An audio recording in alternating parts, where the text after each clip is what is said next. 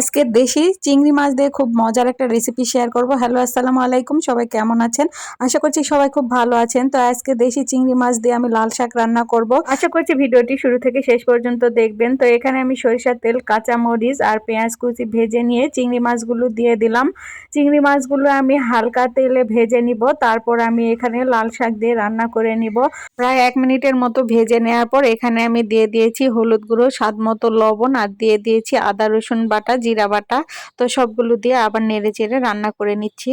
যেহেতু এগুলো ছোট দেশি চিংড়ি, এখানে পানি দিতে হবে না, তবে খুব সামান্য পরিমাণের পানি আমি এখানে দিয়ে দিয়েছিলাম।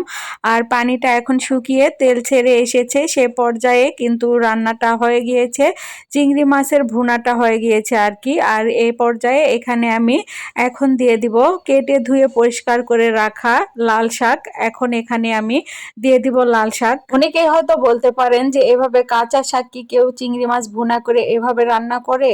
তাদের উদ্দেশ্যে বলছি যে এক একজনের রান্না এক এক রকম, সবার রান্নার ধরন এক রকমের হবে না, এটাই স্বাভাবিক। আর আমি অনেক সময় লাল শাক সিদ্ধ করে নিয়ে তারপর পেঁয়াজ মরিচ কুচি ভেজে নিয়ে রান্নাটা করি, তবে আজকে এই সিস্টেমে রান্না করলাম আর সেই ভিডিওটাই আপনাদের সাথে শেয়ার করলাম। এক এক দিন আসলে এক এক রকম করে রান্না করা হয়।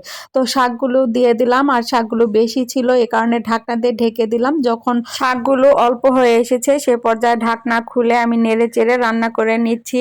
আর এখন খোলা অবস্থায় রান্না করব, কারণ ঢাকনা দিয়ে রান্না করলে পানিটা শুকাবে না আর শাক খেতে ভালো লাগবে না। তো যাই হোক, শাকের নিয়ম ঢাকনা দিয়ে রান্না করা, তবে ঢাকনা দিয়ে রান্না করলে পানিটা শুকাতে চায় না, তাই আমি ঢাকনা খুলে এখন রান্না করে নিব। আর দেখতে পাচ্ছেন এখন পানিটা শুকিয়ে এসেছে প্রায়।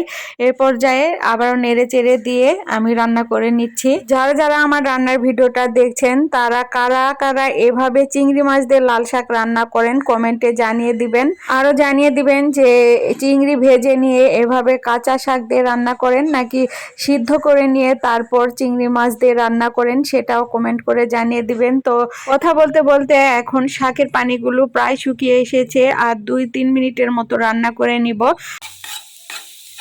আর হ্যাঁ, আরেকটা টিপস দেই, সেটা হলো শাক রান্না করার সময় যে কোনো শাক এভাবে চামচ দিয়ে ঝেড়ে নেবেন, তাহলে শাক রান্না ঝরঝরে হবে আর খেতে ভালো লাগবে।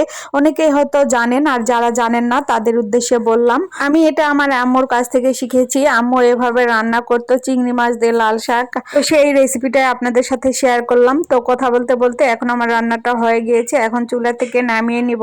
তো দেখতেই পাচ্ছেন চিংড়ি মাছ দিয়ে লাল শাক ভাজিটা কেমন হয়েছে। তো এই ছিল ফাইনাল লুক। গরম ভাতের সাথে এরকম ভাজি দিয়ে খেতে অনেক ভালো লাগবে। তো সবাই ভালো থাকবেন, আল্লাহ হাফিজ।